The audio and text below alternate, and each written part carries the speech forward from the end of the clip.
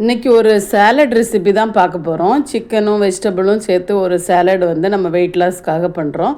ரொம்ப சூப்பராக இருக்கும், டேஸ்ட்டும் நல்லாயிருக்கும். இதுக்கு வந்து நம்ம ஒரு சட்னி மாதிரி பண்ணிக்கலாம்.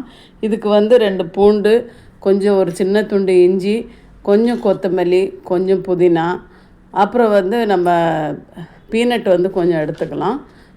ஏன்னா வந்து அந்த க்ரீமினஸ் வர்றதுக்காக இதில் நம்ம பன்னீர் எதுவுமே போடல. பச்சை மிளகா போட்டுக்கலாம் 2 3. அதுக்கப்புறமா வந்து பீனட் நம்ம ஒரு கைப்பிடி அளவுக்கு போட்டு அவ்வளோதான், வேறு எதுவும் நம்ம போட தேவையில்லை. இதில் லைட்டாக உப்பு மட்டும் போட்டுட்டு நம்ம அரைச்சி எடுத்தோன்னா ஒரு க்ரீமியான டெக்ஸ்சரில் நமக்கு மயனீஸ் மாதிரி கிடச்சிரும். நமக்கு தேவையான அளவு அதில் கொஞ்சோண்டு தயிர் போட்டுக்கலாம், அந்த க்ரீம்னஸ் ஆகிறதுக்காக. வேறு நிறைய தயிர் கூட இல்லை, ஒரு ஸ்பூன் 2 ஸ்பூன் போட்டால் போதும். ரொம்ப சூப்பரான ஒரு க்ரீமியாக வந்து நல்லா அரைச்சி கொண்டு வந்தோன்னா நல்லா சட்னி மாதிரியும் இருக்கும், சேம் டைம் அந்த க்ரீமாக மயனீஸ் மாதிரியும் இருக்கும். உப்பு தேவையான அளவு போட்டுட்டு இதை அரைச்சி எடுத்துகிட்டு வந்துடலாம். சூப்பராக நைஸாக அரைச்சிக்கணும், அப்போ தான் வந்து அந்த க்ரீமினஸ் இருக்கும், அந்த ரொம்ப நல்லா சாஃப்டாக வரும். இது கூட வேணுனாலும் நீங்கள் சீஸ் போட்டுக்கலாம். சீஸ் நான் போடல, தேவைன்னா போட்டுக்கலாம். சீஸு போட்டு நல்லா அரைச்சி எடுத்துகிட்டு வந்து சைடில் வச்சிடலாம். இப்போ நம்ம காய்கறியெல்லாம் வெட்டி வச்சுக்கலாம். கேரட் ஒரு பவுல் நான் வெட்டி வச்சுருக்கேன். கேரட்டு, அப்புறம் வந்து குக்கும்பர், அப்புறம் வந்து ஐஸ்பர்க், அதுக்கப்புறம் வந்து வெங்காயம், தக்காளி. எந்த காய்கறினாலும் நம்ம சாப்பிட்றது காய்கறி நீங்கள் வெட்டி போட்டுக்கலாம்.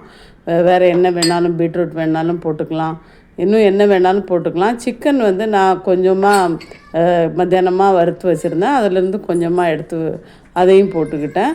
அதுக்கப்புறம் நம்ம இப்போ அரைச்சி வச்சுருக்கிற அந்த க்ரீம் எடுத்து ஊற்றிட்டோன்னா சூப்பரான ஒரு சேலட் ரெடி ஆகிடும். இதை ஃபுல்லாக நல்லா மிக்ஸ் பண்ணிடணும் எல்லாம் சேர்த்து.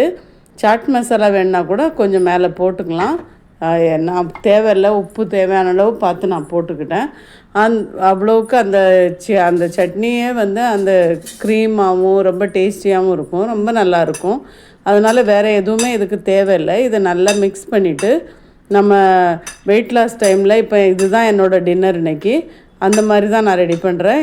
வேறு எதுவுமே நம்ம சாப்பிட்றதில்ல. டின்னருக்காக இந்த மாதிரி சாலட்ஸ் பண்ணி சாப்பிட்டோன்னா வெயிட் லாஸ் டைமில் ரொம்ப நல்லாயிருக்கும், ஹெல்த்தியாகவும் இருக்கும். கேலரிஸும் ரொம்ப கம்மி, ப்ரோட்டீன் இதில் நிறையா இருக்குது, ஃபைபர் இருக்குது. அதனால் இப்படி செஞ்சு சாப்பிட்டா ரொம்ப சூப்பராக இருக்கும். பாருங்கள் எவ்வளோ அழகாக இருக்குது, எல்லா காயும் மிக்ஸாக இருக்கிறதுல பார்க்கவே நல்லா இருக்குது. அதோட வயிறுமே ஃபுல்லாகிடும். இது சாப்பிட்டா அப்படி பசி எடுக்கும் அப்படிலாம் தோணாது. நம்ம ஒரு நல்ல குவான்டிட்டியில் சாப்பிடும்போது இதில் நமக்கு வெயிட்டு போடாதுன்றதுனால நல்லா நிறையவே சாப்பிட்லாம். நல்லா சூப்பராக இருக்கும். கண்டிப்பாக செஞ்சு பாருங்கள், ரொம்ப நல்லாயிருக்கும்.